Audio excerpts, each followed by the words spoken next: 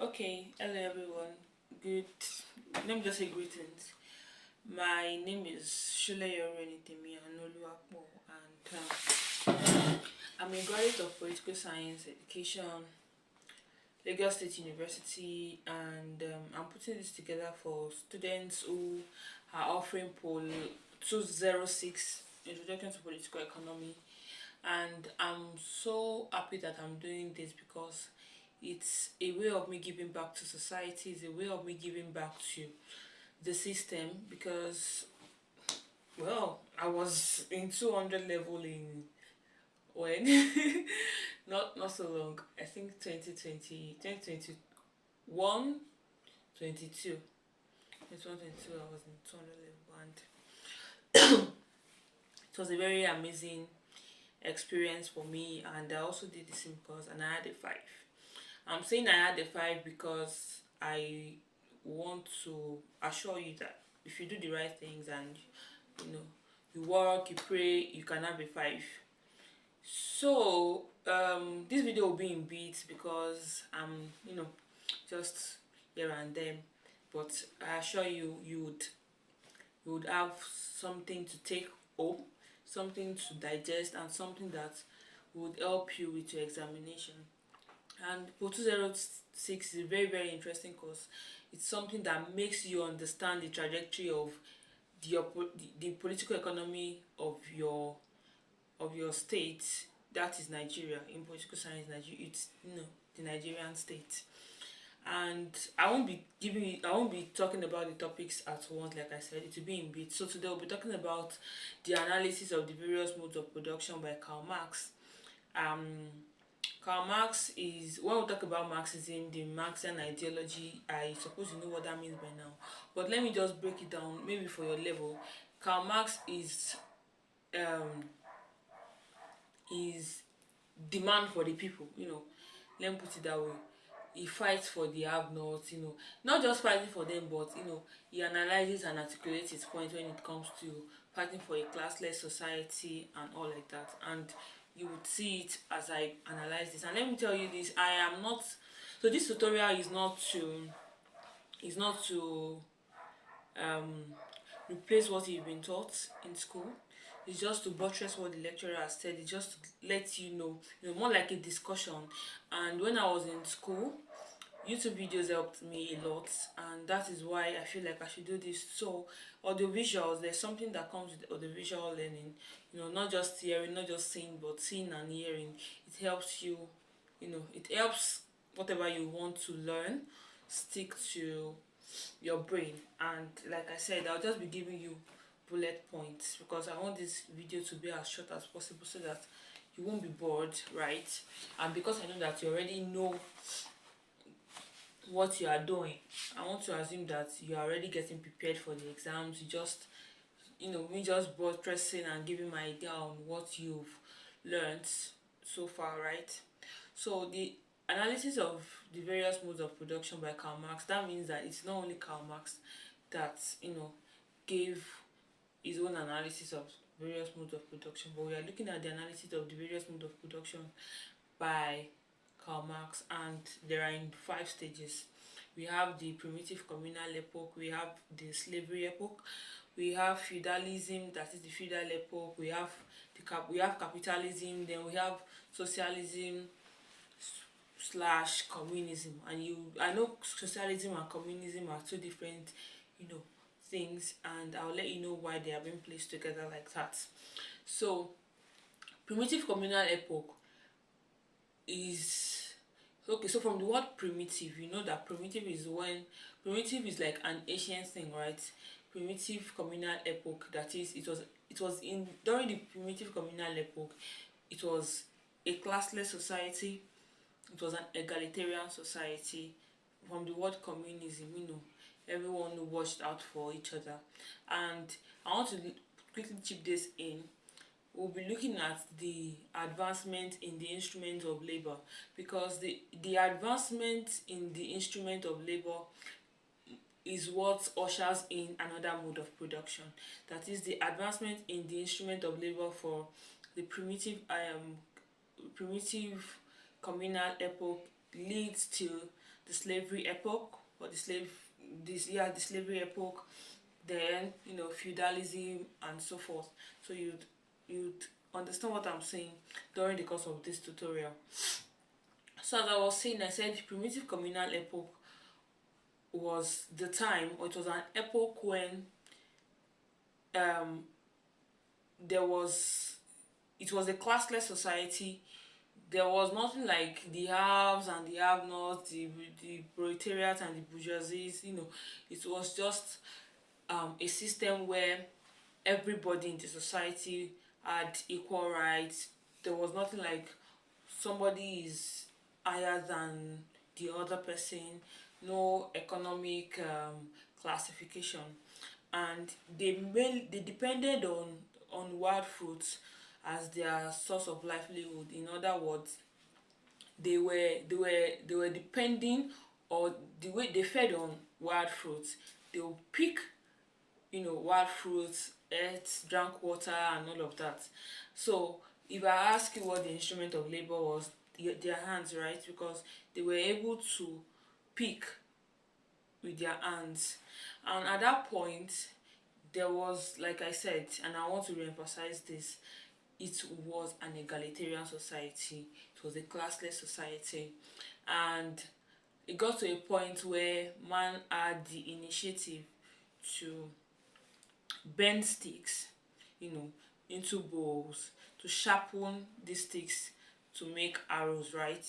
And that led to, or that signified the sophistication of um, the instrument of labor during the primitive communal epoch. That is, they were advancing from the instrument of labor, which was picking with their hands, picking wild fruit with their hands, to bending bows, to get to making bows and arrows, and striking stones together to make fire. And what were they doing with these bows and arrows? You might want to ask me. They were, hunting in the forest, bushes, on animals. Then they used this fire, number one, to keep themselves warm during cold, and they were also using this fire to roast these meats when they got them from the forest.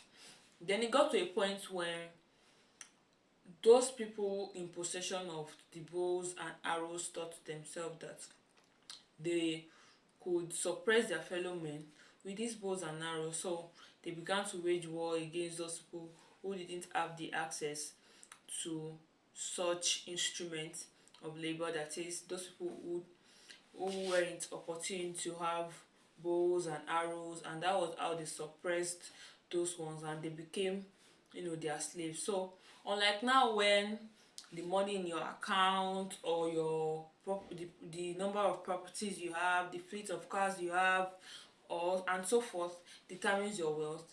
That time it was the number of slaves you have that determines how rich you are. So that led to the um change from communal epoch to um slave slavery epoch, right? So it was like, now somebody is a slave owner. Mr. A is a slave owner, Mr. B is a slave owner, but Mr. A is richer than Mr. B because of the number of slaves he has, right? So Mr. A has 50 slaves, Mr. B has 30 slaves, or even 45 slaves. We would say Mr. B or Mr. A is richer than Mr. B, while Mr. B has 45 slaves, while Mr. A has 50 slaves. I think you understand. I hope you understand what I'm trying to say. So the number of slaves these people had at that point was how they measured their wealth. So, everybody wants to get rich, just like now everybody wants to have more money. Then it wasn't money, it was slaves. Wanted to know the number of slaves they had. So that was the slavery time, the time of the slavery epoch, and it got to a point where these slaves said or I'm trying to use said so that, like I said, it will be, I want it to be a conversation. I want to say it in such a way that you people would like picture it. It will look like, how would I put it? It will look like a scene, in your minds, such that when you read further, you already have this image of what it was like, at that time, so that assimilation will be faster and easier. And I hope you all pass your exams if you work hard. So at the point where the slaves um, began to, they became rebellious, because they got tired of that life. They got tired of being slaves. They got tired of being suppressed and oppressed by their fellow men. Then, in fact, at that point, they were working on. I forgot to put this point. They were working on the farmlands of their owners, right? So gradually, they were moving from slavery to feudalism. So what were these slaves doing? They weren't just there sitting idle. They were working on the farmlands of their owners, right? And instead of using plow, using tractors and other instruments of labor that we have, today, they were using hoes and cutlasses to, till the soil, plant, harvest, and all of that. Not for themselves, but for their owners. And at some point, they just, rebelled against the owners, and they were like, no, we are not doing this again. Like, we are fed up of this kind of life. And at that point, we now had better, we now had another instrument of labor, which was land, right? So that led we moved from slavery to feudalism. And you know what feudalism is, right? It's a system of government that revolves around land ownership. We have the serfs, the lords, the barons, and so forth. I believe you did that in your POL 101, Introduction to Political Science. So and I believe you've also done that in POL 20 for Political Ideas. So it got to that point where they said they weren't like going to be slaves again. There was a rebellion and all of that, and the slave masters let them go. Why? Because there was another instrument of labor. There was another thing to measure their wealth, which was not the number of slaves that you have in possession, but the number of lands, or the acres and hectares of lands you have, that determines how rich you are. And they let the slaves go. And when the slaves went, so let me give you this particular explanation. This was how the prof who taught me in school explained it, and it helped me a lot. So I think I would have to replicate this. They left and they said, oh, how are we going to feed? They didn't have shelter, they didn't have any source of income. They were just slaves who were sheltered by their owners, right? So they had to come back to their slave owners, and at that point they had to start working on the lands. So the slave owners now became the land owners, and that shows that the rich keeps getting richer. So they had to go back to their slave owners, but they didn't go back. Excuse me, the slave owners didn't make them slaves again. They made them serfs. They were working on the farmlands of they were now feudal lords now. So they were working on the farmlands of their feudal lords, and they will work on the farmlands and give the proceedings from the farm, whatever they harvest from the farm, to the feudal lords, and whatever the feudal lord feels they should give them will be given to them, and that went on for a while until, more like it was another rebellion, although it's something like a revolution, came. And at that point when it came, So it wasn't, the feudal lords weren't depending on these serfs who were slaves before, right, to use the hoe and cutlass to till the ground, plant, harvest, and all of that. We now started having sophisticated instruments of labor, which was um, well, we had tractors, we had plow, we had, all these things that were, even if those ones were not as sophisticated as what we have today, they were able to. I think there was this ancient times, they would tie it to cows, and those animals will move, and before you know it, they begin to till the land, or when these animals were moving. So they didn't really need um the serfs to till the land with hoes and cutlasses and whatever. So by the time they said they were, when they were trying to hands off, you can go. These people came back again, and at this point they had to, you know, it was they now have to start operating these sophisticated machines. And let me tell you something. So we moved from lands, right, to to machines. We moved from hoes and cutlasses to machines, and it was not only just land that we had industrialization and everything, and that ushered in capitalism. You know what capitalism is? The means of production, the system. Yeah, it's a system whereby the means of production is in the hands of private individuals, right? The means of production, distribution, manufacturing in the hands of private individuals, and that was what happened. And what happens in capitalism? Karl Marx said something, that capitalism is sowing its own seed of destruction. Yeah, so capitalism made I think capitalism made the class in the society firmly rooted.